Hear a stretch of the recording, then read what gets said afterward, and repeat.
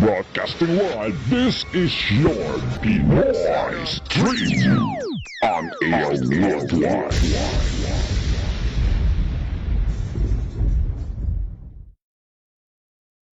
Ang susunod na palatuntunan ay isang bayad na pagsasahimpapawid. Ang mga salita, opinyon, kuro-kuro at komentaryo na inyong maririnig ay mula sa tagapagsalita lamang at walang kinalaman ang pangasiwaan ng himpilang ito. Magandang hapon po sa lahat ng ating mga nanonood at matyagang sumusubaybay sa ating palatuntunan, ang Pinoy Discoverer. Ako po si Engineer Pilahio Batong Jr. Na inyong makakasama at mapapakinggan sa loob ng isang oras sa pagtalakay sa mga dagdag kaalaman sa larangan ng siyensya at kayo rin ay pwede magtanong at mag-comment sa ating FB account ng Pinoy Stream Versatile Radio at YouTube account ng BDT Radio Productions. Maaari din kayo mag-email sa aking personal email jfbatong@yahoo.com o kaya mag-text sa 0906-461-6621. Ngayon hapon ay pagpapatuloy natin yung topic natin. Natapos tayo doon sa presentation natin sa YouTube na ipinakita ko sa inyo doon sa presentation na yon yung mga produkto ng nanotechnology at saka yung portion wherein ipinakita ko rin sa inyo yung composition ng ating dugo at yung composition ng ano ba isa yung pinakita natin yung mga bagay-bagay na tulad ng alikabok at saka yung kung paano ang itsura ng isang bacteria na in-expand natin, ginamitan natin ng Hubble microscope. At doon, pinakita ko rin sa inyo ang isang grain ng salt. Yung grain ng salt at saka ano pa ba yung pinakita natin noong nakaraan? Yung crystal clear water. Kung ano ang itsura ng tubig wherein makikita natin yung composition ng crystal ng tubig. May isang portion doon na kung saan ang tubig ay pwedeng tumanggap ng memory. Na kung ano yung sasabihin mo, kung magsasalita ka ng masasama, etc., yung composition ng tubig ay mag-iiba. At from a crystal clear water, it becomes darkened just because of what you said. Pagka nagmura ka na nagmura dun sa baso ng tubig, mawawala yung crystal clear ng tubig at ito ay magbabago ang kulay. At posible rin na kung ikaw ay magsasalita ng mga magaganda o kaya ikay magdadasal, ang tubig na ito ay lumilinaw at kumukuha siya ng memory. Ganito ginagawa yung holy water actually. Yung holy water, ordinary water lang yan na dinadasalan ng mga pastor, mga pare. At sa pagdarasal na yon, kumbaga sa minimemorize ng tubig yung magaganda mong sinabi. And when you drink it, nagiging maganda ang magiging resulta nito sa ating pangangatawan. So, nung araw, meron ako natandaang programa sa radyo nung ako'y teenager pa. nakalimutan ko pangalan nung host sa radio program na yon, na may portion doon na dinadasalan niya ang mga tubig, inalalabas yung tubig sa lahat na nakikinig at susundan ninyo yung sinasabi niya doon sa harap ng baso ng tubig. At pagkatapos ng programang yun na ipinaiinom. So ako nakikiinom din ako nung araw noon, lalo na kapag may nararamdaman akong masakit sa katawan ko. And kaya magugulat ka, parang miracle. After the program, nawawala yung sakit ng pangakatawan mo. Dahil doon sa tubig, you utter some prayers na yung prayer na nililid ng announcer na yon. At pagkatapos ng prayer, pag ininom namin, kung may sakit ko sa ulo, masakit ang pangangatawan mo, nawawala, biglang nawawala. Kaya marami sumusubaybay doon sa programang yun noong araw. And that is actually the explanation doon sa nano images na pinakita ko sa inyo. Na ang tubig pala, nakikita lang natin na it flows freely. Pero kung titignan mo ng husto ito, in each minute form, pinakamaliit na image niya, at i-enlarge mo, makikita mo ang tubig hindi pala basta ganun lang, kundi merong mga komposisyon din ang tubig na kung saan pwede mo baguhin yung kanyang let's say kung sa tao from each capacity, pwede siya maging gamot, pwede siya maging, sabihin nating nakasasamanlason, and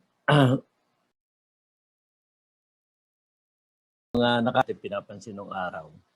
But because of the advances of science, we could now dissect the smallest form of anything that we see sa paligid natin. Yun, tubig lang yun, yung pinakita natin doon. At yung ipinakita ko ron na red blood corpuscle na dinisect natin, makikita nyo na yung red blood corpuscle may lamang pa pala yun sa loob. Pero kung wala tayo na instrumentong sinasabi ko na that can produce microscopic images of anything like the red blood corpuscle, wala tayong imahinasyon kung ano ang composition ng dugo natin. Ang hindi ko na ipakita ron yung portion ng yung white blood corpuscle. Sa susunod na presentation, kukunin ko yung minute image ng white blood corpuscle para makita natin ito in its nanoform. Yung sukat na sinabi ko sa inyo doon, that's 1 billion of 1 billion of 1 micron actually. Kaya napakalaki na itsura niya, pero hindi makikita ng naked eye. Okay. Ngayong araw na to, kaya ko pinakita yung mga kakayahan ng nanotechnology dahil ang gusto kong ipunto ngayon ay itong tinatawag natin bakuna. Okay. Meron ako nakitang palatuntunan sa TV nung isang araw na meron nagsasabi doon ng experts sa vaccine. At ang sinasabi itong bakuna ngayon na ginagamit sa COVID-19 safe daw. Okay. Naniniwala akong safe yung bakuna na yan. Ang pagkakaiba lang na kaya may mga grupo, kasama na ako ron, na nagsasabing hindi safe itong bakunan ito. Dahil itong vaccine na pinopromote ng mga big pharma, para sa amin ay kahina-hinala. Bakit po kahina-hinala? kung ating tatalakayin ngayon, tulad na nasabi ko na noong unang episode natin, ang bakunang ginagamit na ito ay in-applyan ng patent way back in 2017 sa Belgium. At sa patent na ito, meron silang sinasabi na kakayahan yung bakuna na hindi naman i-alter, kundi kakayahan na ma-monitor ang health condition ng tao kapag ito ay ginamit. And in yung unang patent pala, nakalimutan ko, nawala ko sa sarili ko. Yung unang patent, in-applyan noong 2015 sa Belgium. And then, in-applyan ulit sa Pennsylvania sa USA noong 2017. At doon sa patent na yon, ang description na nila ron ay meron siyang RMNA. Okay, ano itong sinasabi nila na ito? Kung medyo matatandaan, noong nakaraang palatuntunan natin, pinakita ko sa inyo yung ginagamit natin sa highway noon para maka-pass through ka nang hindi ka na kailang magbayad pa, titigil pa. Yun yung tinatawag na RFID. Na nakita naman ninyo, napakalaki. And then ngayon, pinaliit nila ito using nanotechnology again.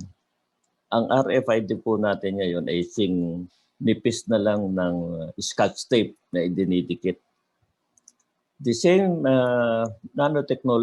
the same RFID, kapag pinaliit pa natin yan in each smallest form, pwede mo na yang ihalo sa tubig nang hindi nakikita. O ihalo sa alkaline water nang hindi nakikita. So pwede na yan magdaan sa hiringgilya ng injection. At yung findings ng Russian laboratory on this vaccine, yung mga meron yatang, let's say, naging biktima. Kaya natin sinasabing biktima dahil nung maturukan siya ng vaccine, after few days, sumakabilang buhay yung pasyente. So kanilang in-examine at ang nakita nila, wala silang nakitang antibody or whatsoever. Pero may nakita sila na dinescribe nila ron na synthetic foreign body. At yung synthetic foreign body, when they make an examination, they found out that it's functioning. Na-monitor nila ang capability nito. It could transmit information and it could do many things inside the body.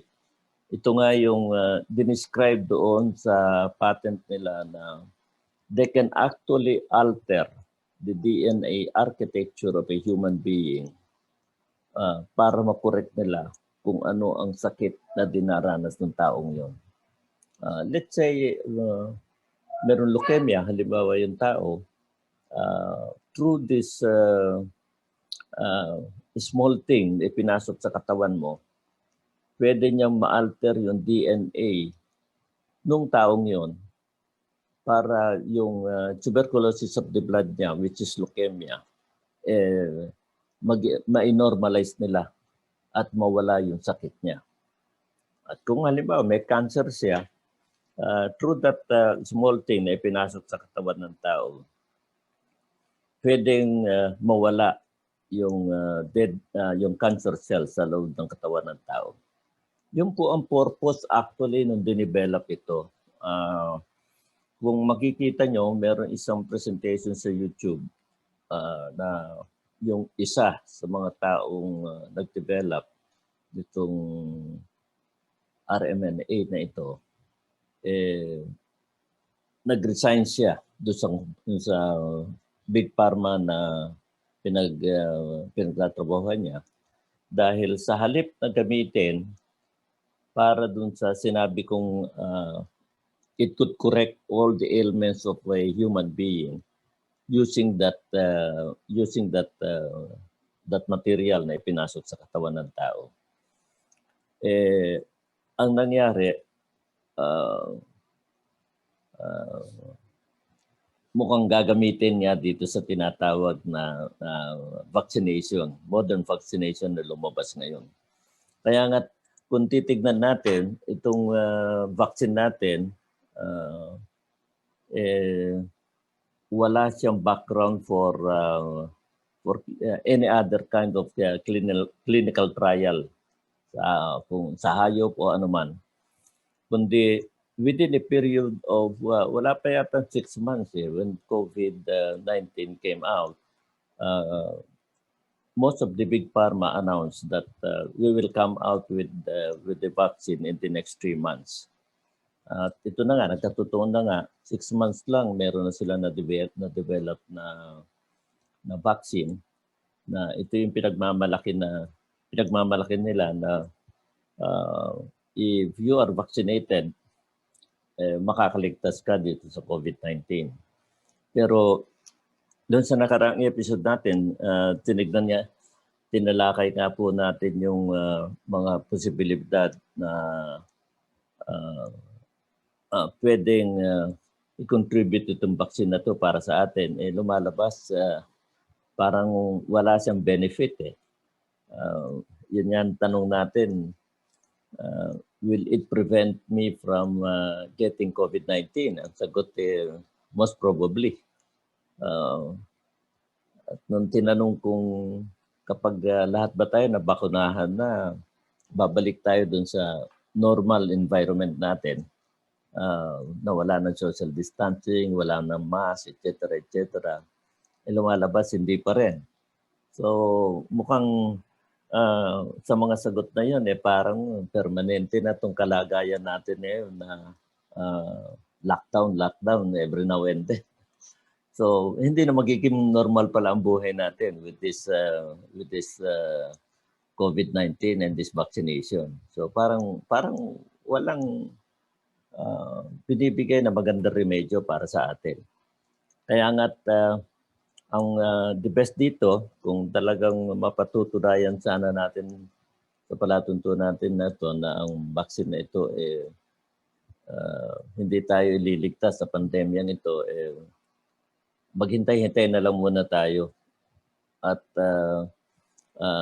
sa aming paningin at sa aming nararamdaman ngayon, itong pandemyang ito ay kusang mawawala rin. Bakit siya kusang mawawala? First, they found out na dun sa mga inautopsy na mga biktima sa Italy at saka sa Russia, na yung mga biktima, yung paulit-ulit nang sinasabi ngayon, what they found out is a blood clot sa katawan ng mga nabiktima na yan. Na kung may blood clot, ibig sabihin ang flow ng dugo natin is abnormal. So since hindi maka-flow ang dugo natin, walang oxygen na ma-deliver doon sa other organs natin sa katawan natin. Kaya nga yung biktima, kahit na suportahan mo ng ventilator, kahit na suportahan mo ng oxygen yung katawan niya, hindi na rin tinatanggap ng organs niya yung oxygen na isinusupply natin. Extra oxygen na isinusupply natin sa kanya. Hanggang sa, ito nga, bawian na ng buhay. At ang isang nadiskubrehan pa ng mga scientists at mga doktor na nag-autopsy ng mga pasyente, mga biktima ng COVID-19, they found out na wala man lang, walang ni isang virus na nakuha sa katawan ng tao. At ang deklarasyon niya nila, this pandemic is a form of bacterium na siyang kumitil sa buhay ng mga biktima. At ang isang magpapatunay na ito ay isang bacterium, nung madiskubrehan ng mga ibang doktor natin dito sa Pilipinas, si Dr. Lanrito, he found out that an ordinary kind of medicine na ginagamit sa pagpuksa ng parasitic germs sa katawan ng tao, pwede pala makagaling sa COVID-19. So, yan ay isang pagpapatunay na kung ang ivermectin na ginagamit nung araw at ako gumagamit din yan, wala pang COVID-19. Every time that I go to Africa, umiinom ako ng 12 milligram, yun nasa Ghana, Africa, 12 and 5 milligram. Yun ang iniinom ko na tableta to prevent me from getting malaria. At napunat ko, pag nandun ako sa West Africa, sa Ghana, sa Congo, sa Nigeria, since umiinom ako ng ivermectin, that was my first encounter with ivermectin actually, na nirekomenda ng mga kasamahan ko ron. Napupun ako na sa gabi, kahit na may lamok, hindi ako kinakagat ng lamok. Sabi ko, mahusay pala itong ivermectin na to. This is way back 2015 pa ito. That was my first encounter with this ivermectin. Tapos meron pa akong binibili doon na parang chewable tablet na manamis pa ng konti na sabi nila is ivermectin candy. Yun ang sabi ng mga kasamahan ko na naglilibot-libot sa Ghana, Africa noong mga panahon na yun. And yung last trip ko sa Ghana, Africa is 2018. Dito lang, 2018 lang. Yun ang last trip ko doon. Nakainom pa ako ng ilang capsule ng ivermectin. In fact, nung mabalitaan ko itong nilabas ni Dr. Landrito ng ivermectin, hinanap ko yung bag na ginamit ko sa Africa. Meron pa ako natirang mga 3 capsule ata roon na it's a white capsule actually. Hindi naman white, kundi parang creamy colored capsule na nakalagay sa isang blister. In one blister, 10 rin laman na capsule nun. Na lagi kong iniinom kapag pupunta ako sa Nigeria o kaya sa Ghana. And this is the part of West Africa actually. Yung hiling punta ko ron, yun yung nagkaroon ng Ebola pandemic actually. Kaya nung dumating na ako sa airport, isa ako sa itinabi. At hindi naman quarantine, kundi in-interview lang naman ako. Kinuha yung temperature ko, etc. Dahil nakita nila na ang point of origin ko is Ghana, Africa. Pero wala naman. Everything was normal. And sa tingin ko, kaya hindi ako nagkaroon ng malaria and so forth and so on. It's because of that ivermectin na iniinom ko almost every week. Kuminsan nga, every 3 days yun ang iniinom ko.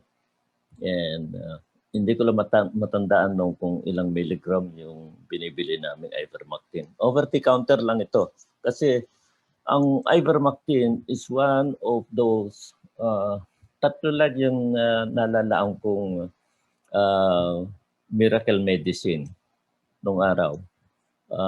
Isa yung penicillin, aspirin, at saka itong ivermectin na ginagamit ginagamit natin ngayon. At isa sa mabisang ivermectin din na nasubok ko ay yung kinumpund ni Dr. Cory sa Amerika. At dito naman sa Pilipinas, ang ginagamit ko naman din ivermectin na kinumpund nung isang magaling na doktor natin, si Dr. Alan Landrito.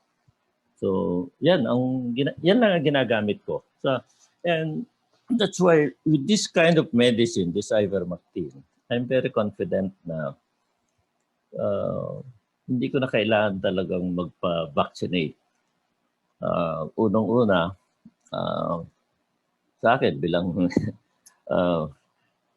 since I'm in the field of science at marami kami laboratory work na nagawa nung araw when I was abroad. Hindi ko na babanggitin yung mga laboratory na kung saan ako na-involved. Marami kaming nagawa na advances in science na pwedeng makagamot sa tao. Advances in science na kung ating bibigyan pansin, mostly herbal based. What I mean by herbal based is ito ay yung mga na-compound na gamot na nanggagaling lang sa mga katas ng mga prutas o kaya pulbos, mga dahon ng mga halaman na ginawa namin pulbos. And then we put them all together and we found out that it is a very effective means of treating yung mga sakit na nararamdaman natin. Katulad ng cancer, meron na rin kami na-develop nung araw din na magandang gamot para sa cancer. Problema lang dito is that we cannot declare this as medicine. Now, masaya rin kami dahil hindi nire-recognize ito as medicine. Dahil sa kapag a-applyan mo yan as medicine, dadaan ka sa patent office. Itong patent office na ito yung tinatawag natin dito sa Pilipinas, ang tawag din natin dito Food and Drug Agency. Okay. Bakit Food and Drug Agency? Kasi anything na nilalagay natin anything that we put into our mouth, anything that we swallow, anything that we eat, yan ay dadaan sa pagsusuri ng Food and Drug Agency natin. So sila ang nagde-determine kung ano ang pagkain na pwede natin kainin. Sila rin nagde-determine ng pagpasok ng mga processed food na pwede nating kainin. At sila rin nagde-determine ng mga drugs, ng mga medicine na po pwede magamit sa isang bansa. Okay. Ang mga major drug companies, meron niyang tinatawag na parang, hindi naman kontrata pero agreement that once a country, a government recognize that through their Food and Drug Agency, yan lang ang official na gamot na pwedeng i-prescribe ng ating mga doktor. Tulad halimbawa ng chemotherapy, kapag ikaw ay merong cancer, yan ay inaalaw yan na i-prescribe ng mga doktor. However, yung pag-aaral din nila sa chemotherapy, lumalabas na maraming mga side effect na ginagamit dito. At yung side effect na yan, there are times na successful, na nawawala yung cancer cells sa katawan ng isang pasyente. Pero hindi permanente ito. Nakasurvive ka mga 2 years, 3 years, and then after some time, bumabalik uli yan. Okay. Ngayon, sa grupo namin, kami mga may background sa engineering, sa radio frequency and so forth and so on. We found out na sa aming pagsusuri, ang frequency pwede pala namin gamitin para tanggalin ang cancer cell. And meron kami na-develop nung araw. Hanggang ngayon, existing po yan. Kaya lang, ang nagtataka kami, hindi namin makunan ng patent. Walang patent yan. Kaya hanggang ngayon, yung equipment namin na yan, nakakalat na sa buong mundo. Marami nang gumagamit yan. Pero tandaan nyo, walang patent ito. So hindi kami makapag-mass produce niya para gamitin ng mga tao. In fact, kung papayagan yung equipment na yan na maging normal na equipment sa ordinary household, maganda ang magiging epekto niya kasi hindi mo na kailangang gumamit pa ng gamot para makorek yung mga ailments natin sa katawan. With just a simple combination of frequencies.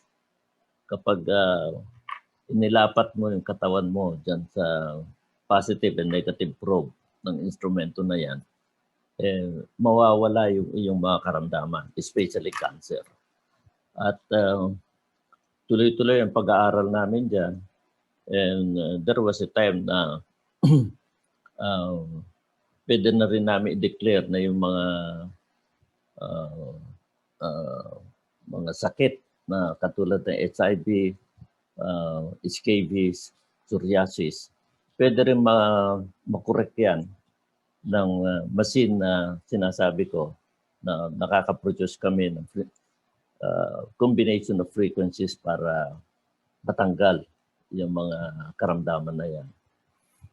Ang nakakalungkot lang, hanggang ngayon hindi pa rin nire-recognize ng mga agency na nagbibigay ng pahintulot para magamit yan ng mga tao na legal. Kaya yung equipment na nagawa namin na yan, hanggang ngayon parang it's an illegal equipment kapag ginamit mo talaga at idineklara mo na because of this equipment, nawala yung aking cancer cell. Hindi mo pwedeng sabihin yun. Yun ang pinagtataka ko kung bakit pinagbabawal yun. At kasi ang Big Pharma, meron yan actually agreement with the insurance companies. Kaya nga kapag sa ibang bansa, kapag ikaw nagkasakit ng cancer at lahat ng gagamitin ng doktor ay babayaran na insurance company yan. Pero kapag ang ginamit sa iyong ng mga medication hindi approved ng agency, hindi yan babayaran ng insurance company. Katulad halimbawa ako, kung magkaroon ako ng cancer, nasa Amerika ako, at hindi ako pumayag na gamitin sa akin ng chemotherapy, hindi yan babayaran ng insurance company. Kung halimbawa, sabihin ko sa doktor, ang gamitan mo yung herbal medicine, supplement food na dala-dala ko galing ng Pilipinas o galing ng China, halimbawa, yan ay hindi babayaran ng insurance company. So, yun po ang nakakalungkot. Wala tayong freedom to choose what is good for us. Kaya kung mababalik tayo dito sa bakuna, sa issue ng bakuna, itong vaccination. Katulad nitong COVID-19 na to, kapag idideklara ng gobyerno natin na dapat ito ang gamitin natin bakuna para hindi kumalat yung COVID na yan, yung pandemya niyan. Kung minsan wala tayong magawa na kahit alam natin na itong nire-recommenda ng gobyerno kulang sa pag-aaral, so forth and so on. Susunod na lang tayo. Kaya nga, kung titignan natin yung statistic ng mga pandemya na nangyari na sa buong mundo, makikita natin sa statistic na yan, kung talagang i-recognize yung totoong pangyayari, mas maraming namatay sa vaccination kesa dun sa talagang pandemya na nangyari. Kung babalikan natin yung Spanish flu, halimbawa, yung Spanish flu na yan, we found out later on, now, after how many decades nung mangyari yan. World War I pa nung mangyari yan. But because of modern technology, we found out na parang sinadya rin yan. In fact, hindi naman sinadya para pumatay ng tao, kumitil ng tao, kundi yung big pharma na nag-alaga niyan, meaning to say, na nag-culture niyan, yung influenza na yan, yung Spanish flu na yan. Ang ginamit na experiment, yung mga sundalo. Yung mga sundalong ipadadala sa Europe, sa frontline, etc., na binakunahan nila yan sa katwiran na yung bakunang yan will prevent them from getting any kind of disease doon sa frontline. Dahil gera nga yan, padadala sila sa frontline ng First World War sa Europe. So tinurukan sila. But then, yung itinurok nilang yan ang naging cause ng flu dun sa mga sundalo. And kung titignan mo yung statistics, lumalabas pala na mas marami namatay sa frontline sa sakit kesa namatay sa tama ng bala. So, ang statistic ng mga casualties is more on the pandemic rather than on the cause of war. Okay. So, itong mga nangyaring ito nung First World War, ginawa rin din sa Second World War. Yung Second World War, mas worse. Meron silang bomba na ginagamit na kapag inilaglag doon sa lugar, magkakaroon talaga ng pandemic doon sa lugar na yon. And katulad ng ginamit na napalm bomb sa Vietnam in the year 1960s. Yan ang mga nakakatakot na chemical warfare na ginamit. At itong pandemyang ito is also part of it. Okay. Citronella Andas. Ang kauna-unahan at natatanging all-natural derma antibody spray na magbibigay proteksyon laban sa virus, bacteria, fungi at insekto. Citronella Andas all-natural derma antibody spray. Panlaban sa pandemya at nakamamatay na mikrobyo. Nagtataglay ng pure citronella grass oil at water extract o hydrosol dahil distillation ang paggawa nito. Citronella Andas all-natural derma antibody spray. 100% oil and water from green leaves of citronella, all natural ingredients, ang inyong pangkontra at depensa sa laganap at kinatatakutang mga sakit. Citronella Andas all natural derma antibody spray. Protektado ka na, detoxifier pa, tanggal mga skin antigens, panayad sa skin o kutis mo, non-oily at hindi nakaka-dry. Citronella Andas all natural derma antibody spray, a quality product of Rich Corp, enriches lives. Rich Corp, #Healthy Nation Philippines. Para sa karagdagang impormasyon, mag-text o tumawag sa 0919-000-1738 at 0922-893-8883. Sundan sa FB page, Puno Sagip Buhay at mag-subscribe sa YouTube, Puno Sagip Buhay. Kayo ay nakikinig sa Pinoy Discoverer. May ubo, may plema, hirap sa paghinga, makating lalamunan, matamlay, at may nararamdamang sakit sa katawan. Happy Cha Lagundi Tea. Happy Cha Lagundi Tea. Ang tsa ang magbibigay ginhawa. Kaya buhay mo ay happy kasi healthy ka na. Happy Cha Lagundi Tea. 100% dried lagundi leaves. All natural and organic. Sigurado ang kalidad, puro at subok na. Rich Corp is the supplier of quality Vitex Negundo in the market. Happy Cha Lagundi Tea. FDA approved as bronchodilator, reduces asthma and cough at tuklasin ang marami pang health benefits ng Lagundi Vitex Negundo. Maging healthy, maging happy, mag-Happy Cha. Para sa karagdagang impormasyon, mag-text o tumawag sa 0919-000-1738 at 0922-893-8883. Sundan sa FB page, Puno Sagip Buhay at mag-subscribe sa YouTube, Puno Sagip Buhay. Maaring ang iba sa atin hindi maniniwala kung sasabihin ko na mayroong mga elitist group na magmulat sa poll, ang kanilang intention ay magbawas ng population. At sa pagbabawas ng population, nung una, ang ginagamit nila ay gera. They instigate war so that in this conflict of war, mabawasan ang population ng mundo. Pero to use the conflict of war through politics, they found out na magastos ito. This is very expensive because to declare a war, you need war armaments, equipments, bomba, kung ano-ano. And this is very expensive kasi ang isang bansa para sumali ka sa isang pandaigdigang gera, kailangan gagastos ka.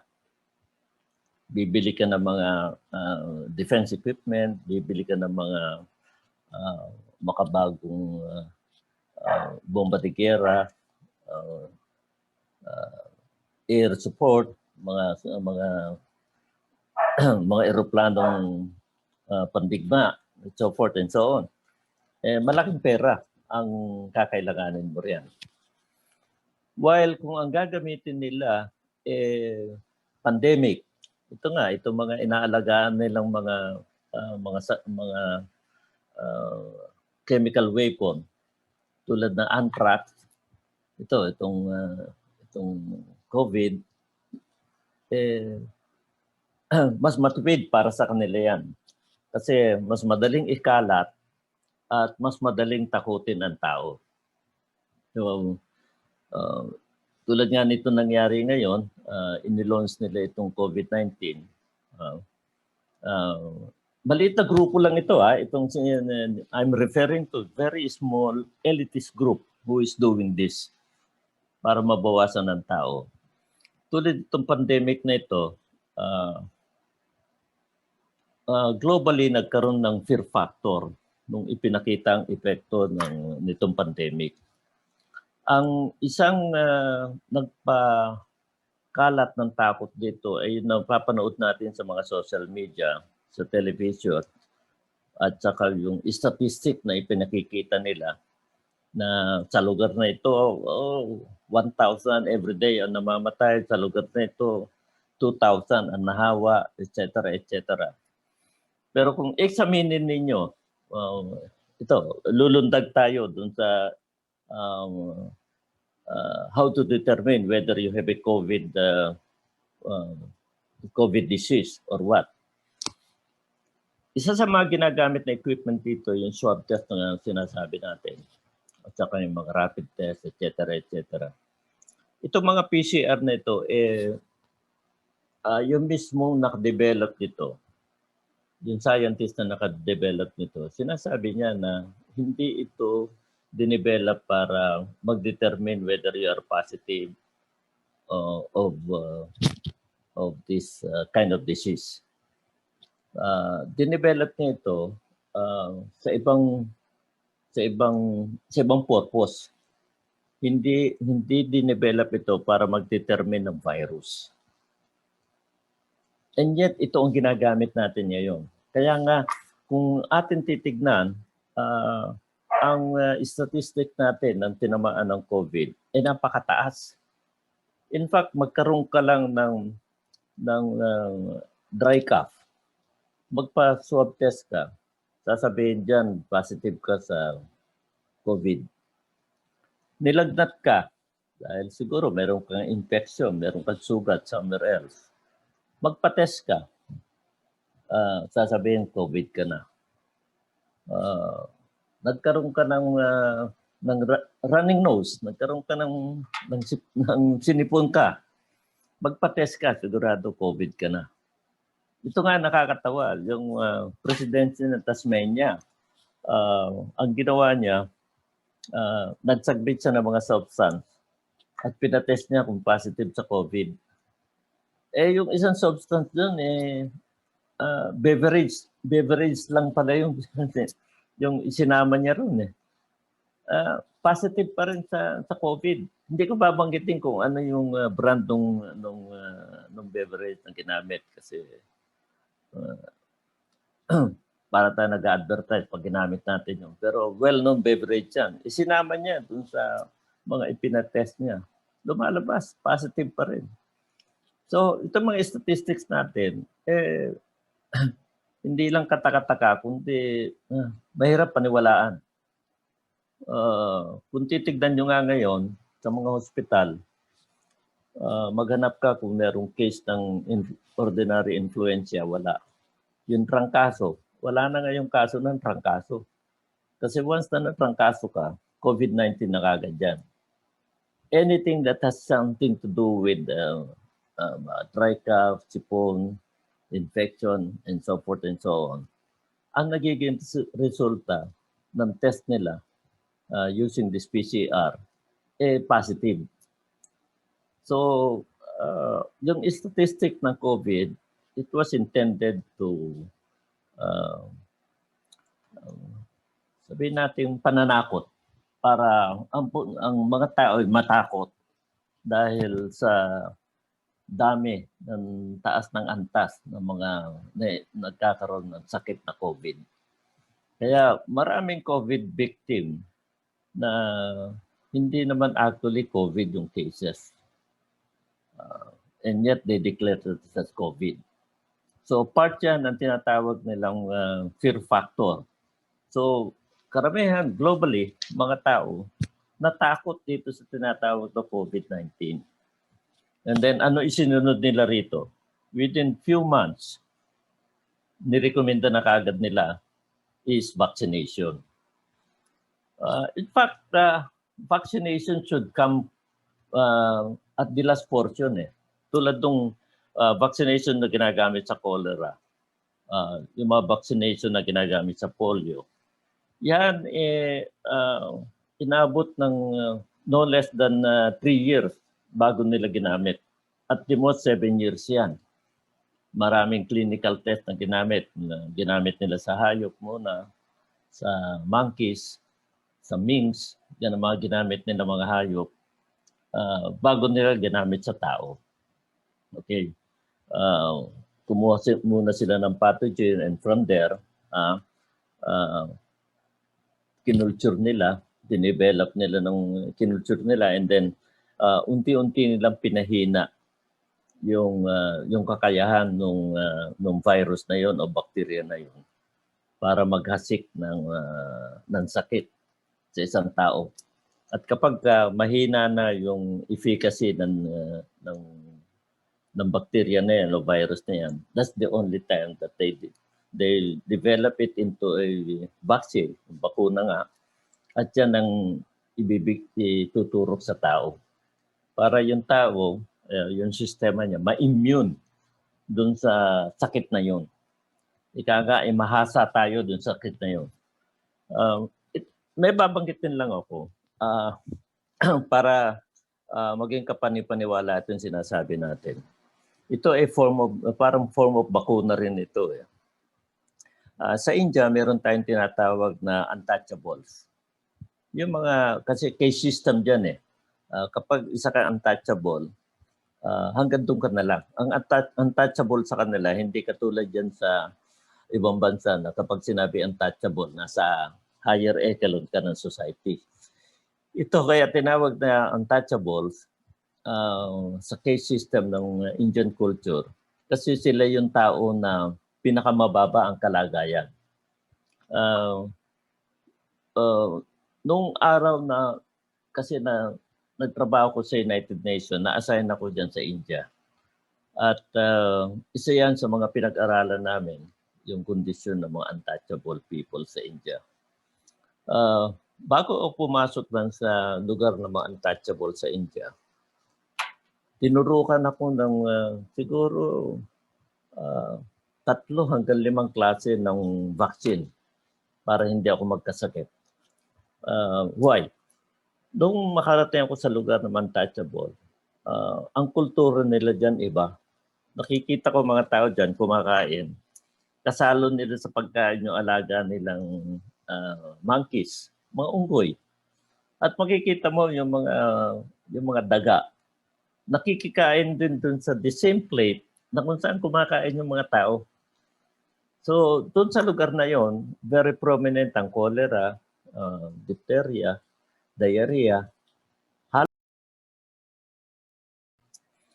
And because of that, itong mga taong to, nakadevelop sila ng certain kind of blood within their system. Na ito yung tinatawag natin na H blood. Na H blood yata ang tawag nila. Sa Europe, ang tawag nila dyan X blood naman. X na blood. Na ang tingin nila dyan sa blood na yan, ang tag nila dyan sa blood na yan is a poison blood. Why? Kapag in-examine mo yung blood nila, yung dugo nila, makikita mo yung different virus at saka bacteria. Doon sa blood nila mismo.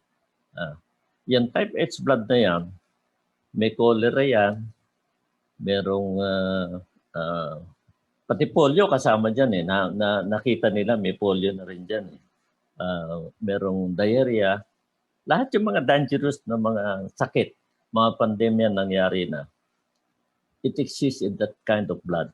And they call it type H blood. So, yan ang explanation ng bakuna actually. Yung type H blood na yan, na-develop yan kasi from one generation to another generation, na ang magulang nila may cholera, may pero nakakasurvive sila. Why? Kasi yung sistema ng yung pangangatawan nila masyado nang immune do sa mga sakit na yun. Ipinanganak na sila na mayroong cholera, ipinanganak na sila na may diarrhea. So kahit na nandun yung mga virus na mga bacteria sa katawan nila, hindi na pinapansin ng kanilang pangangatawan. Malakas pa rin sila, parang baliwala lang. Yun ang isang form of vaccine na lahat ng klase ng bakuna nasa katawan na nila. Kaya yung mga taong hindi na nangangailangan ng vaccination, why all the diseases naglabo-labo na doon sa loob ng katawan nila at hindi na pinapansin ng sistema ng kanilang pangangatawan yung mga sakit na nandun sa dugo nila. So, yan yung tinatawag na type H blood. And this is a very dangerous blood. Kapag yan naisalin sa iyo, palagay ko segundo lang, mangingisay ka na. At maraming hindi nakakaalam dyan sa klase ng dugo na yan. In fact, nung unang madiskubrehan yan, ibang mga doktor talaga, hindi sila makapaniwala. But they conducted further studies on that kind of blood. They found out that it is really true. Merong palang tao na nagmay-ari ng dugo na ang dugo nila although it's very dangerous, pwede natin sabihin na very special yung pangangatawan nila. Para sila mga Wolverine. Yung Wolverine na ang Wolverine kahit na anong klaseng sakit ay lagay mo sa katawan niyan, hindi baliwala sa kanila. Hindi sila tatablan. Yan ang mga dugo ng mga untouchables na they exist. They are living in India. Okay. Kaya harinawang yung klase ng dugo na yan, wag naman pumasok dito sa kultura natin. Pero sa isang banda, may advantage din. Imagine kung type H blood ka pala, kahit anong pandemya dumating dyan, hindi ka tatablan. Kasi it already exists in your system. Yan ang yan ang mga bagay-bagay na dapat nating matutuhan. At kung may kaalaman tayo sa mga bagay na yan, hindi tayo dapat nagpapanik o nagkukumahog o natatakot sa mga dumarating na pandemya sa atin. At dahil sa takot na yan,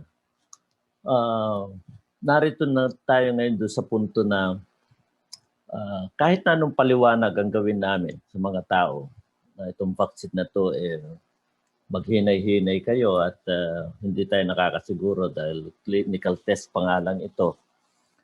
Lumalabas na tao ang ginamit na pamamaraan para matest nila ang epekto nitong vaccine na ito. Sa halip na sa hayop muna and maghintay ng several years kung ano magiging epekto nito kapag itinurok sa hayop, iba ang nangyari.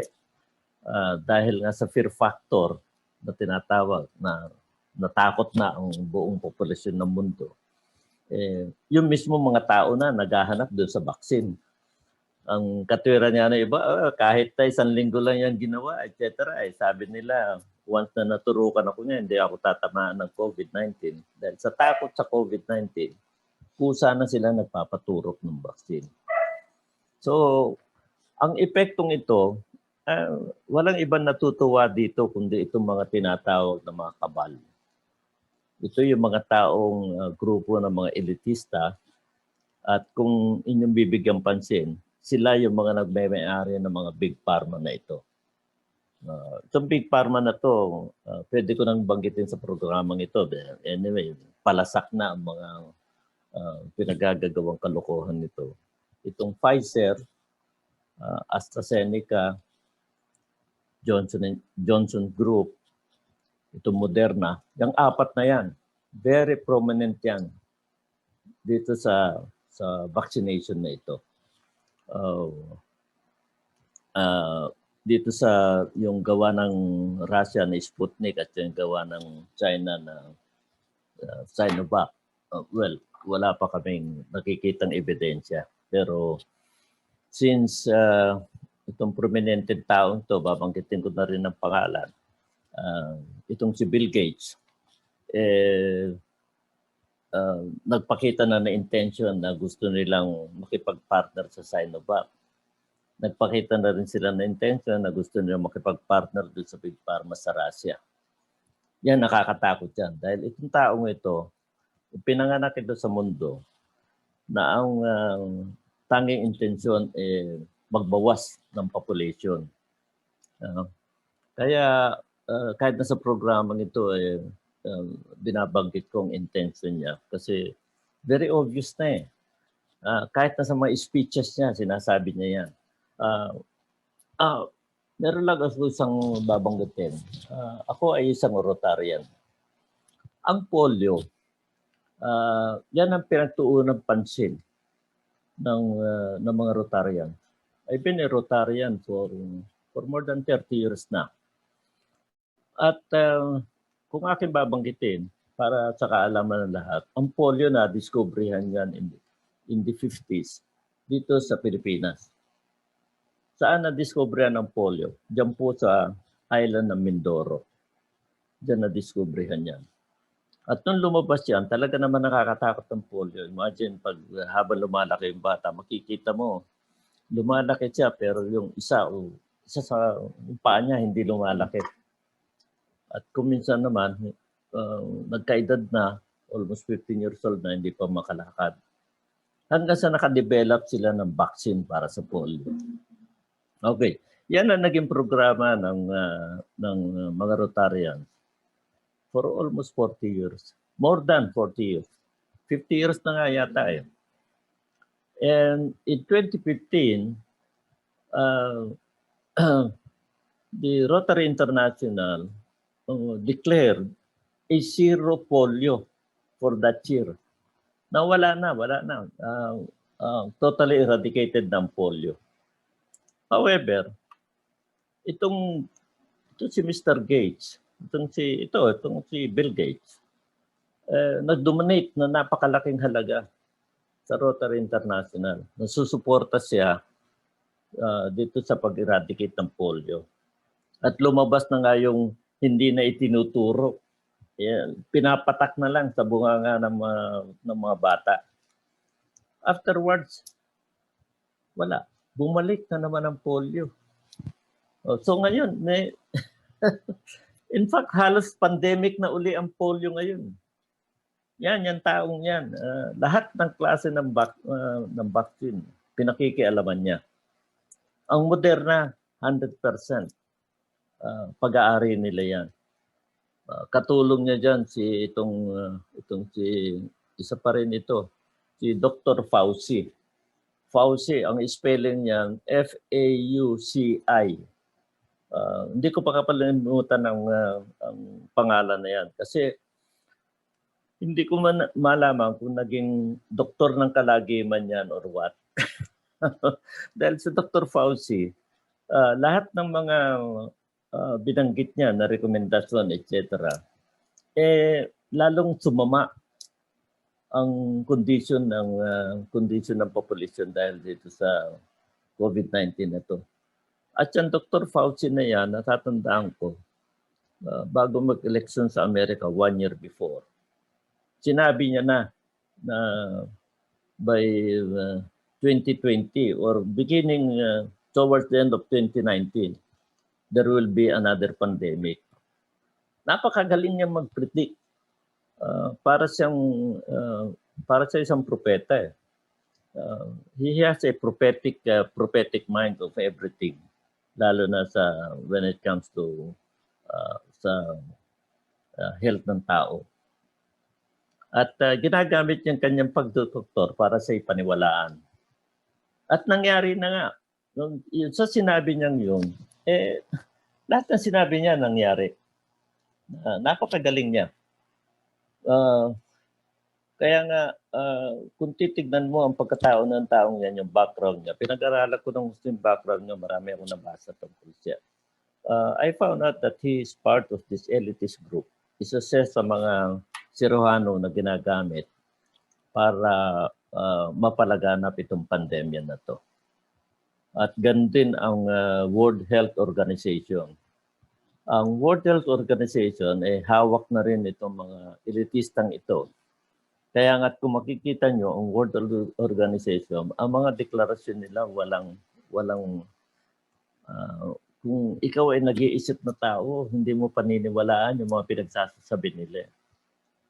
Isa ang World Health Organization dito sa fear factor na ginawa nitong mga elitista na to para ang buong kapuluan sa buong mundo matakot.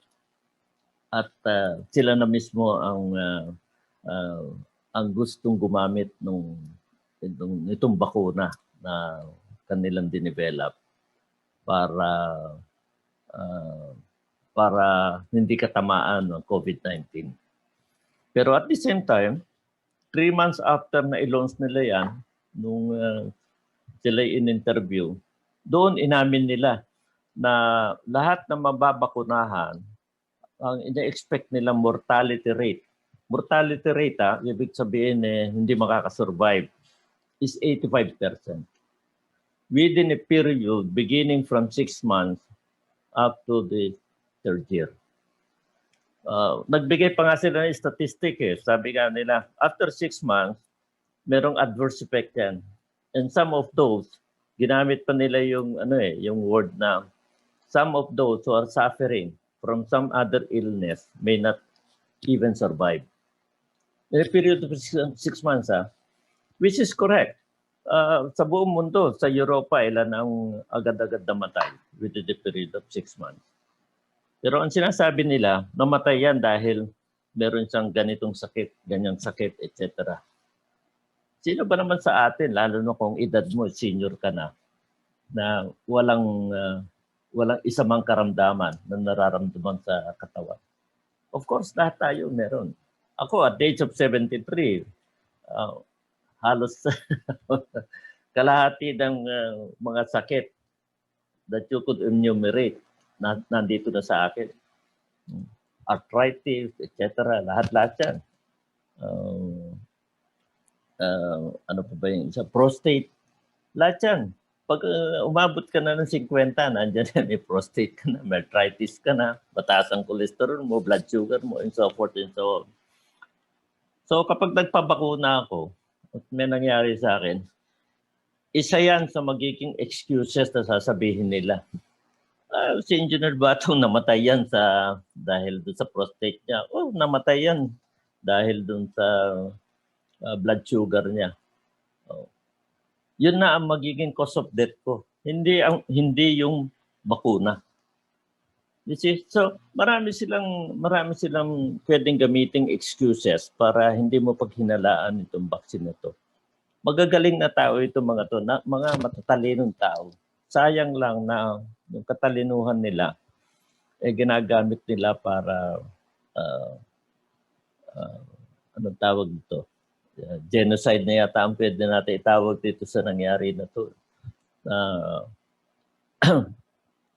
Kaya na natin patunayan na talagang yun ang direksyon nila. Genocide talagang direksyon nila para talagang bawasan na malaki ang populasyon ng tao.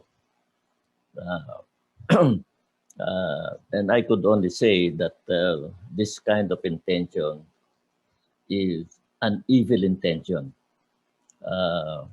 Kung sinasabi nila na sa dami ng tao, magkakaroon ng taggutom dahil sa kakulangan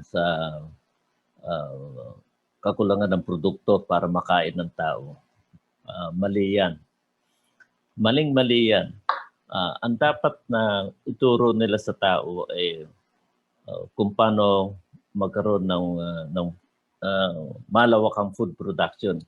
Sabi nga ng mga Israeling kaibigan ko, give me the Philippines and I can feed the whole world. Pilipinas lang yan, yung lupain lang ng Pilipinas. They can feed the whole world. And I believe in them.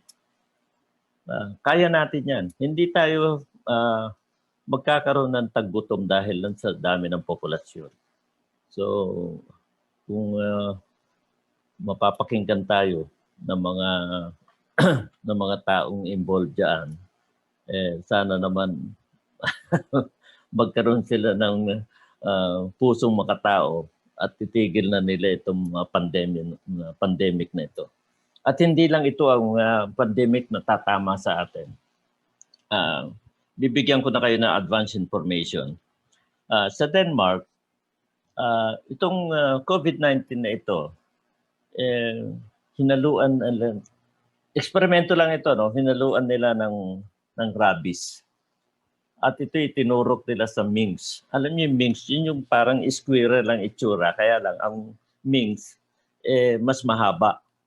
Mas mahaba ang pangangatawan nitong mga hayop na to. Okay. Pero ang kawangis niya yung squirrel. Okay. So nung tinurukan nila nitong COVID virus na ito na may halong rabies, namatay. Of course, mamamatay ka. Sino ba naman makakasurvive sa rabies? Ibinaon nila ito, tinabunan ng lupa. Talaga lang para lang tabunan ng lupa. At hinintay nila kung ano ang magiging resulta. Ito nakakatakot. Yung mga means na yan, na tinurukan ng COVID with rabies, nabuhay. After 6 months, nabuhay sila. So yan ngayon ang nandun sa laboratory nila na itinabi nila yan.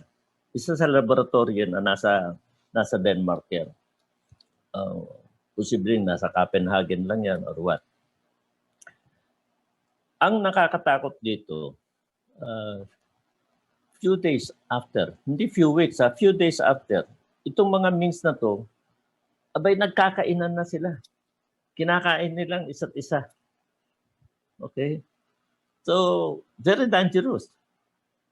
So, itong mga elitista na to, hindi malayo na ang susunod na pandemya mangyari sa atin,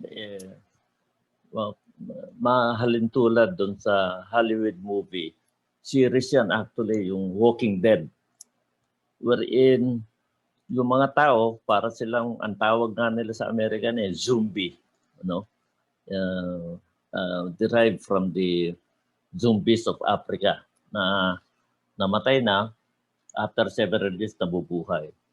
Pero yung mga zombie na yun, ang intention lang yun to go back to life. Pero hindi nananakit yun. Pero itong mga zombie na ito, kumikitil ng buhay ng tao.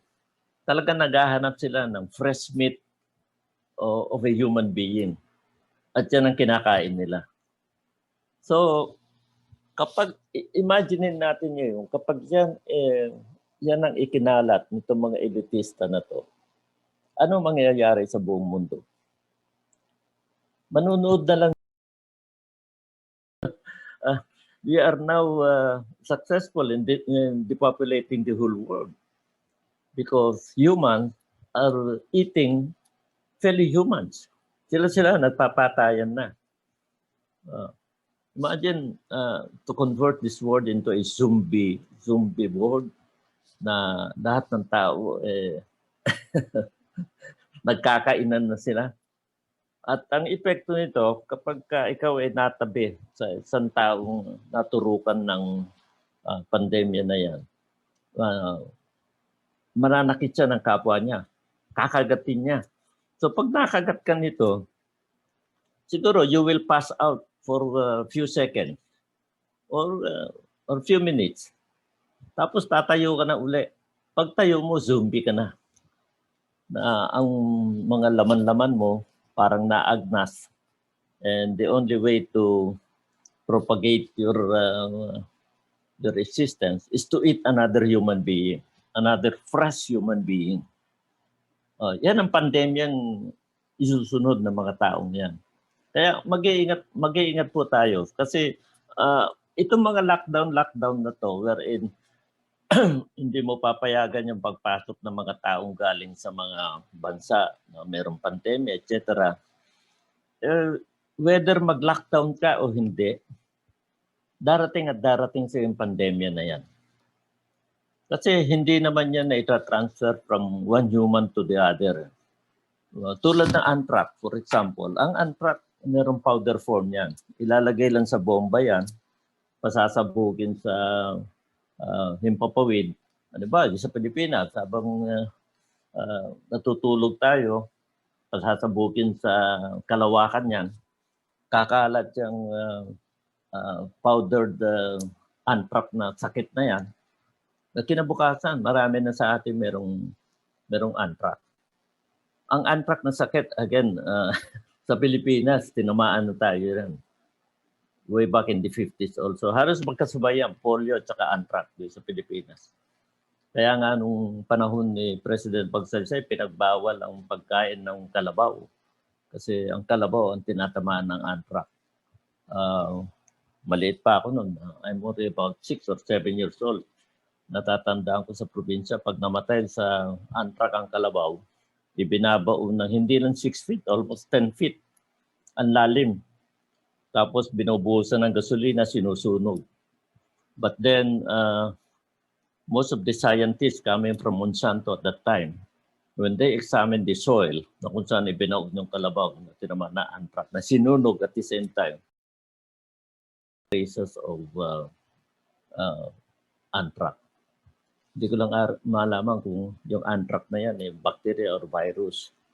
And then, you know what happened?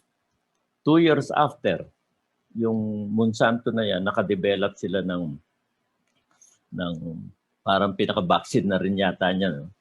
Na ini-spray nila sa mga kubeta. Sa probinsya nga, yung kubeta namin doon na hindi naman katulad ng modern na kubeta, ordinary lang. Ini-sprayan nila yung mga dingding ng kubeta, lalo sa mga public toilet, sa mga eskwelahan, ng DDT. Na yung DDT, pinagbawal na yan ngayon. Hindi namin alam, yung DDT yan, lason pala yan. So, para mawala yung anthrax, nag-spray sila ng tinatawag na DDT. At nung maliit kami, yung DDT na yan, pag ina-spray sa wall ng mga kubeta, namumuti yung kahoy. At ang amoy niya, napakasarap isinghutin. Yung amoy ng DDT, naku, gustong-gusto kong amoy niya. Pag nasa kubeta ako, amoy na amoy ko. Kaya nagtatagal pa ako sa kubeta nung araw dahil dyan sa DDT na yan, gustong-gusto kong amoy. Na hindi ko alam, isa palang lason yan.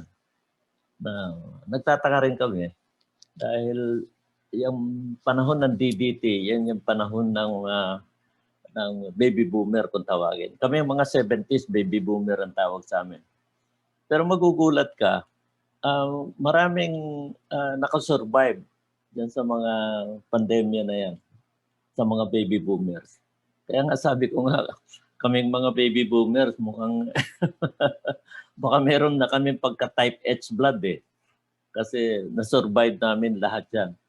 Nung araw, kahit na yung tubig sa gripo, diyan kami umiinom. Akalain nyo nga ang water distribution pala natin, yung mga tubo niyan, asbestos yan. Imagine how dangerous asbestos is. Pero iniinom lang namin yan. Pero until now, we are still healthy. Siguro nga because of immunization. So, yan na rin yung parang form of bakuna para sa amin. Kasi although dangerous ng yan, tulad yung nakukuha sa asbestos, kaya kami na-survive kasi paunti-unti namin na kinukonsume. Ganyan ang bakuna. Kaya nga ang bakuna, after few years, kailangan magpa-booster ka ulit kasi nawawala yan. Kaya tama yung sagot naman nito mga gumawa ng vaccine dito na yung vaccine, there is no assurance na it could last into your body ng matagal. Pero maganda rin yung sagot nila yan kasi ang talagang purpose nitong bakuna is to deliver the RMNA, yung RFID na sinasabi nila. Kasi kapag itinurok sa iyo yan, sa ngayon palagay ko at random lang eh. Hindi lahat na ituturok nila meron. May mga vial yan na merong RMNA at meron namang wala. Para meron din makasurvive. Okay? And those that will survive, ang tingin ko nga, yung may RMNA talaga, yun yung mga makakasurvive. At yung makakasurvive na yan, na nakatanggap ng RMNA nila, that synthetic equipment will pass on through our body. Mag-i-stack yan dito sa malapit sa utak natin. Dito sa forehead siguro. Kaya nga sabi ko, yan yung sinasabi nila siguro na mark of the beast. Tatak ng demonyo. Tatak ng evil. So kapag yan naka-embed na, bakit sa noo? Kasi ang noo natin, nandyan ang sentro ng temperatura ng tao. And bakit yung temperatura ang tinatarget? Kasi that is battery operated. Itong RFID na ilalagay nila. Na napakaliit niyan. Dati sindaki lang yan ng grain ng bigas. Pero yun yung ibang mga empleyado sa Amerika, nalagyan na yan, nagpalagay sila ng grain. At yung grain na yan, lahat ng health information mo nandun. Hindi lang health information, pati yung information ng sweldo mo, credit card mo, health information mo, nandun sa grain na yon. Kaya nga lang, dahil nga sa social media na rin, marami natakot, maraming ayaw magpalagay ng grain. Kasi kapag meron ka ng grain yan, dito sa may pulso mo, kahit sa ATM, ididikit mo lang yan, lalabas na yung gusto mong i-withdraw. Pagka nagkasakit ka sa ospital, ididikit mo lang yan doon sa CRT nila, lalabas na lahat ng health information mo. Okay? So, hindi naging successful yung grain na yan. So, pinaliit pa nila yan. Yun yung nagsalita na nga, nakita ko sa YouTube, yung matabang lalaki na scientist, siya yung nag-develop niyan. Isa siya sa mga nag-develop. At nung umalis siya, using the technology of nanotechnology, pinaliit pa nila ng pinaliit yan. Hanggang naging 0.0 something lang na pwede nang dumaan sa ringkilya. So yan yung naihalo nila dyan sa mga vaccine na yan. And then, pag nag-stack na yan dito sa noo natin, para mag-operate yan and keep on giving information dun sa kung sino man ang nagmaman ng control system nila, kailangan niya yung temperature ng tao. Not lower than 35 yata, 36, something like that. Yun ang magpapabuhay dun sa battery niya para continuously makapag-transmit siya ng information, and at the same time they can dictate an information into that RFID na stuck dito sa noon ng tao para baguhin yung kilos ng tao. Pwede ka nilang gawing matalino, pwede ka nilang gawing walang alam, pwede ka nilang patakbuhin, pwede kang pagsayawin. Parang kontrolado ka na. Ito na yung tinatawag na gagawin kang humanoid. Human-controlled individual ka na ng mga taong yan, ng mga elitistang yan. So, sa ngayon, itong sinasabi ko na to, it is not actually very advanced. Sa amin sa science community, normal na yung mga technology na yan. Dinaanan na namin yan. Kaya nga lang, ang intention ng mga scientists kung ginawa yan, para lang anong tawag ito? Para lang makorek yung mga human ailments natin at ma-perfect yung pamumuhay natin. But then, instead of that intention, iba ang naging intention nila. Ang naging intention nila, gamitin itong technology nito to control the whole world. Yan yung tinatawag na anong organisasyon yun? World Order. Yan yung if you go back to the speech of George W. Bush, yung matandang Bush, na ilang beses niyang binanggit sa speech niya yung one world order. Ilang beses siya binanggit niya yung one world order. Kasi yan yung mga taong mga kasama dyan sa grupo ng mga elitista. Si Bill Clinton kasama dyan. Obama lalo na.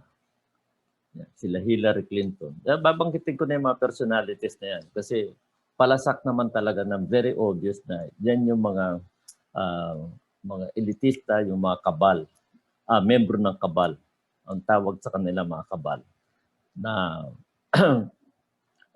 propagating the so-called depopulation of the whole world. Ang gusto lang nila na ang maging population ng mundo, 3 to 7 million lang ang gusto nilang population. So, kung yun ang intention nila, ilang bilyon ang papatayin nilang tao. Ilang bilyon ang dapat mawala sa mundo. And the best way to do it is through the propagation of pandemics. The propagation of the fear factor para takutin ng mga tao and they will submit to the control of this kind of government, this one world order. Nakakalungkot lang na ang mga ibang leader ng bansa sumasang-ayon sa kanilang intensyon para sa mundo. Mas sinahangaan ko pa ang mga leader karamihan ng mga leader sa Africa that because of their bad experience with this big pharma, they rejected this vaccine, they rejected anything that is coming from them. Pero ang mga bansa, lalo ng Pilipinas, wala, ginawa pa negosyo yata ito. Yata, dahil mayroong maglabas ng ebidensya para sabihin natin ito. Na sa halip na protektahan ang mga Pilipino na huwag maging biktima nitong intention nitong mga kabal, itong one world order group na ito ng mga elitista, tinatangkilik pa nila. Alam mo, nakakatakot dito sa mga elitista na to. For you to propagate vaccination in your country, they give some incentive. May incentive yan.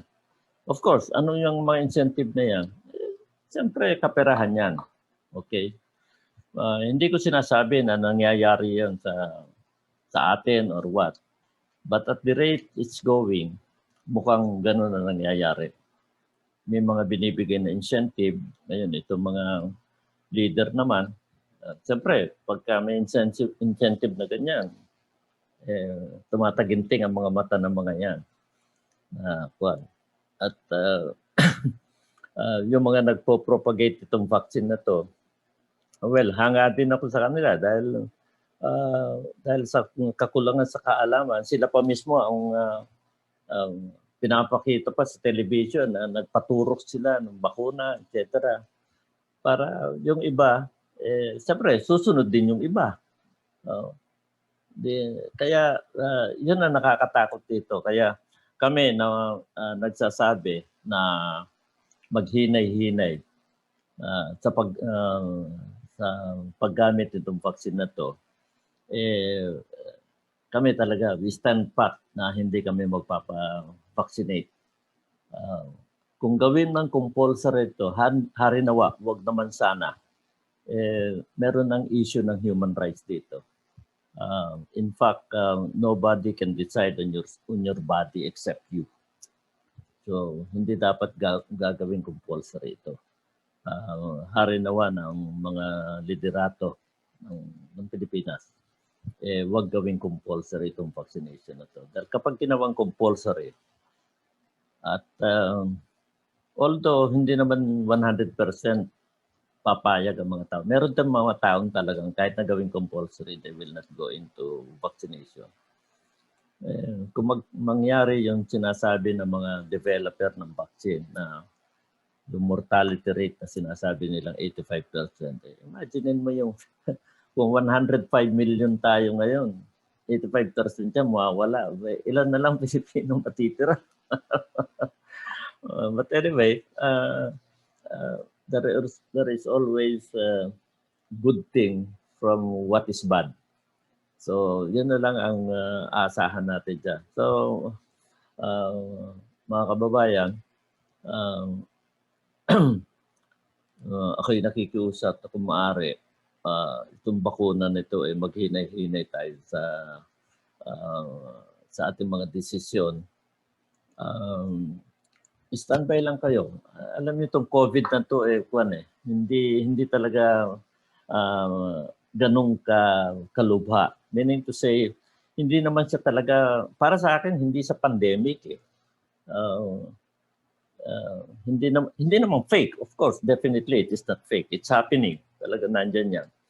Pero hindi siya as dangerous na katulad na nakikita natin sa television na yun nga, balikan ko yung nangyari sa China na natutumba na lang bigla sa kalye yung mga may COVID. Pero sa ngayon, sa Pilipinas, wala pa ako nakitang may COVID na natumba na lang kung saan. Wala . So yung nakita natin sa CNN nung araw, sa Al Jazeera, yung mga pasyente biglang natutumba kaya tayo natakot. Palabas lang po yun. Ako na nagsasabi palabas. Yung magagaling sa IT yan, subukan ninyo i-slow motion yan. Itayo ninyo yung mga natumbang. Makikita nyo na talagang it's a Hollywood action lang yun.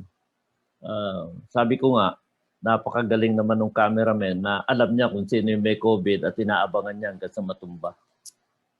So doon pa lang po, mag-isip-isip na kayo. So maging mahinahon tayo sa mga nangyayari sa ating kapaligiran. Huwag tayong basta-basta maniniwala. At maniwala kayo sa, hindi ko kayo pinipilit na maniwala sa siyensya, sa advance ng science na ipinakikita ko pinipresent ko sa inyo ngayon. Ang nanotechnology talaga, kaming mga na-involved ng araw dyan, hanggang sa ngayon, pinaghihinay-hinay kami sa pagle-lecture tungkol sa nano. Dahil maraming maganda kapag ginamit mo nanotechnology at marami ring masamang mangyayari dahil sa nanotechnology. Kaya ko lang pinakita sa inyo kung ano yung kapabilidad ng teknolohiya na to para maging kapanipaniwala yung sinasabi ko sa inyo na katulad ng sinabi kong RFID na napapaliit nila na napakaliit para pwedeng ihalo sa bakuna. At maniwala kayo sa hindi. Totoo po yan. Nangyayari na po yan. At marami po tayong i-discuss sa susunod nating pagtatagpo sa susunod Sabado ulit. Babanggitin ko na sa inyo yung mga advanced technology na ilo-launch nitong henerasyon nating ito. Uulitin ko ulit, ito yung henerasyon ng fifth dimension at dyan na po tayo papunta ngayon. There is no such thing as fourth industrial revolution. Wala na po yan. Fifth dimension na yung papasukan natin. Dyan sa fifth dimension na yan, lahat ng magagandang bagay na diskubrihan ng tao para sa ikabubuti ng ating pangangatawan, sa ikabubuti ng ating kapaligiran, at sa ikabubuti ng buong mundo, nandyan na. It's just a matter of time na magamit na natin yan. At kapag tayo nagwagi dito sa laban natin sa mga elitistang ito, yan po ang susunod na henerasyon na ating mararanasan sa buhay natin. So sa muli, sa mga matyagang nakikinig sa palatunto ng Pinoy Discoverer, magkita-kita po tayong muli next week, alas 5 hanggang alas 6 ng hapon, every Saturday. Tandaan po niyan, every Saturday po magkita-kita tayo. At itutuloy po natin itong mga kaalaman sa siyensya at ang tayo hindi basta pwedeng takutin at tayo hindi basta pwedeng maniwala sa mga bagay-bagay na isinusulong at itinutulak ng mga liderato ng ating bansa. So, diyan na lang po. Kami po ay magpapaalam na muli. At sana ay nagkaroon ng dagdag kaalaman sa inyo ang third episode natin na ito. At sana maging gabay din po ninyo ito sa inyong pang-araw-araw na buhay. At tandaan ninyo, ang kaalaman ay katapangan. Kapag alam natin kung ano nangyayari sa ating kapaligiran at meron tayong dagdag kaalaman or advanced knowledge of things that will happen, yung pong takot sa atin ay mawawala po yan. Huwag tayong matakot sa mga nangyayari. Normal lang po yan. Kailangan lang mag-ingat po tayo. At huwag tayong basta magpadalos-dalos at maniniwala sa mga isinusulong na bagay-bagay. Atin munang pag-aralan bago po tayo mag-decide. So hanggang sa muli, maraming salamat po sa mga taga-subaybay at nakikinig sa programang ito, Pinoy Discoverer. At sana po ay subaybayan yung episode natin ito hanggang sa kaduluduluhan sapagkat marami pong kaalaman na may share ko sa inyo sa mga susunod na episode po natin. So hanggang dito na lamang po. Magandang gabi po sa inyong lahat. Ay, magandang hapon po wala sa inyong lahat. Thank you very much. Inyong napakinggan si Engineer Pelayo June Batung Jr., ang Pilipinong kinilala sa kanyang angking galing sa pagtuklas. Pinoy Discoverer. Pinoy Discoverer. Naway may napulot kayong kaalaman at magsilbing gabay ninyo sa pag-unlad. Pinoy Discoverer. Pinoy